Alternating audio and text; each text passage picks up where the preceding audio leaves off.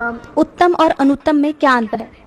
उत्तम कहते हैं जो श्रेष्ठ हो, और अनुत्तम उसको कहते हैं जिससे श्रेष्ठ कोई ना हो। तो शंकराचार्य जी, उत्तम और अनुत्तम में क्या अंतर है? हाँ सर, यह गीता में आया है अनुत्तम, मतलब जिसके समान और कोई उत्तम ना हो, उत्कर्ष उत्कृष्ट कर अर्धोत्तम। उत्तम और अनुत्तम में क्या अंतर है?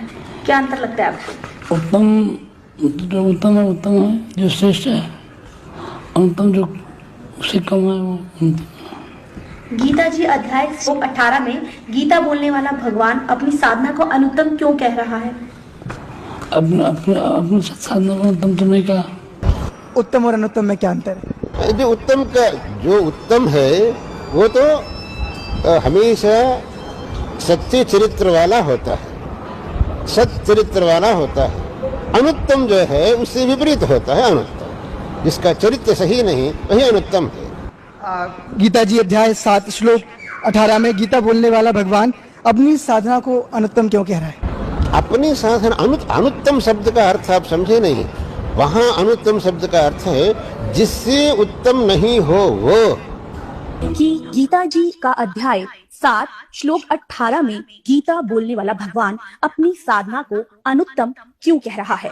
यहाँ जो अनुत्तमाम गतिम शब्द है, अनुत्तम की साधना की बात है, वो उस अवस्था की बात है जो जीव का परमोच्च लक्ष्य है, सर्वोच्च लक्ष्य है, जीव का परम प्राप्तव्य है, जिस प्राप्ति के पश्चात और कुछ पाना शेष नहीं रहता। गीता जी के अध्याय 7 और श्लोक 18 में गीता बोलने वाला भगवान अपनी साधना को अनुत्तम क्यों कह रहा है? यहाँ पर अनुत्तमा गति कहा उन्होंने। इससे पहले के श्लोक में भगवान ने कहा चतुर्विधा भजन्ति माम जना शुचिर्जुन आर्थ अर्थार्थी जिज्ञासु ज्ञानी च वर्तर सब। 4 प्रकार के लोग मेरी भक्ति करते हैं। भगवान कहते हैं कि जो लोग हमारे भक्त हैं, जो लोग ज्ञानी हैं, जो मेरे परम ज्ञान को जानते हैं, गीता के इस गुह्य ज्ञान को जानते हैं, उन्हें भगवान कहते हैं उनको मैं अपने समान मानता हूँ और उन्हें निश्चित रूप से अनुत्तमा गति अर्थात उन्हें मेरे धाम की प्राप्ति होती है। महाराज जी, गीता ज्ञानदाता गीता अध्याय 7 के श्लोक 18 में अपनी गति को अनुत्तम क्यों कह रहा है तथा उत्तम और अनुत्तम का क्या अर्थ होता है? पुण्यात्माओं, जैसे अभी तक किसी भी हम अपने धर्म गुरु से पूछा करते थे कि श्रीमद् भगवत गीता अध्याय नंबर 7 के श्लोक नंबर 18 में गीता ज्ञानदाता अपनी गति को अनुत्तम क्यों कह रहे हैं? अनुत्तम तो ये क्या कहते हैं कि अनुत्तम नहीं कह रहे हैं, अनुत्तम का उन्होंने अर्थ बदल दिया। कहते जिससे उत्तम कोई और ना हो वह अनुत्तम कहलाता है। रब फुटे भाग हमारे। ऐसे गुरु मिले हमें। अनुत्तम, अनुत्तम माने बैड अंग्रेजी में, और उत्तम गुड श्रेष्ठ।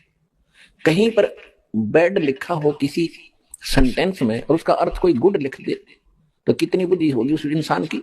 क्योंकि अब गीता अध्याय नंबर 7 के श्लोक नंबर 16 से लेकर 19 तक क्या कहा है? आपने गीता खूब पढ़ रखी है। अब सिर्फ एक श्लोक दिखाऊंगा, 7वें अध्याय का 18वां और 19वां 2। उसमें क्या कहा है कि 7वें अध्याय के 16वें श्लोक में कहा कि मेरी भक्ति भी अर्जुन 4 प्रकार के करते हैं।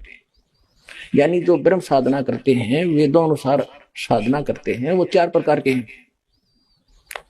एक अर्थार्थी, अर्थार्थी माने तो धन लाभ प्राप्ति के लिए जंतर मंत्र भी करता है, तो वेदों के मंत्रों से ही अनुष्ठान करता है।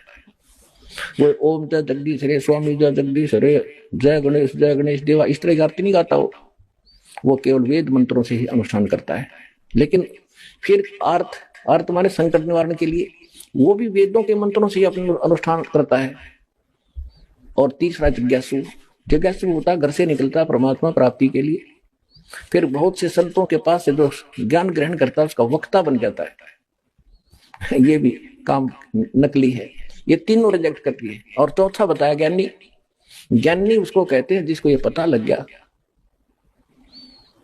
आत्म ज्ञान हो गया कि मनुष्य जीवन परमात्मा प्राप्ति के लिए ही प्राप्त होता है। फिर परमात्मा ज्ञान हुआ कि पूर्ण परमात्मा के बिना मोक्ष नहीं हो सकता, न देवताओं की पूजा से, केवल पूर्ण परमात्मा से ही, भक्ति से ही मोक्ष होगा। तो इन संत ऋषियों को, महर्षियों को तत्वदर्शी संत ना मिला, जिस कारण से इन्होंने अपन निष्कर्ष करके ब्रह्मा जी से प्राप्त ज्ञान के आधार से ओम नाम को परम अक्षर ब्रह्म का मान लिया, आग के अंगार को बर्फ मान लिया अज्ञानता से। तो इन्होंने, ये तो उनको फाइनल हो गया कि मनुष्य जीवन मिला इसलिए है कि इस मोक्ष नहीं तो इसका यूज नहीं कति व्यर्थ है। और फिर ये भी ज्ञान हो गया कि परमात्मा की भक्ति करनी चाहिए, आन उपासना ब्रह्मा विष्णु महेश इन देवताओं की भक्ति से बात नहीं बने, ये फाइनल हो गया। तो गीता ज्ञानदाता कहता है कि ज्ञानी जो है ना वो मुझे पसंद है, क्योंकि उन्होंने ब्रह्मा विष्णु महेश की पूजा छोड़ दी और ब्रह्म साधना करते हैं, उनको मैं अच्छा लगता हूं, उनका समझ में आ गया। तो अब कहता है कि ये उदार आत्मा ज्ञानी आत्मा है तो नेक, लेकिन इनको तत्वदर्शी संत मिला नहीं जो परम अक्षर ब्रह्म का ज्ञान करा दे, जिस कारण से ये सभी मेरे वाली घटिया गति में स्थित रहे। इसका अर्थ ये बनता है हरियो नको ना, वो तो अनुतम मन सर्वश्रेष्ठ गति, भगवान अपनी गति को अश्रेष्ठ कैसे कहेगा? हरियो कहने लग रहा है। अब दिखाता हूं आपको, देखिएगा सातवें अध्याय का 18वां पढ़ेंगे।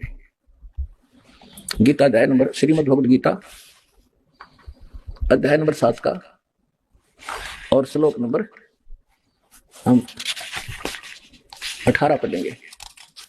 ये 18, उदारा सर्वे एव एते ज्ञानी तु आत्मा एव मे मतम।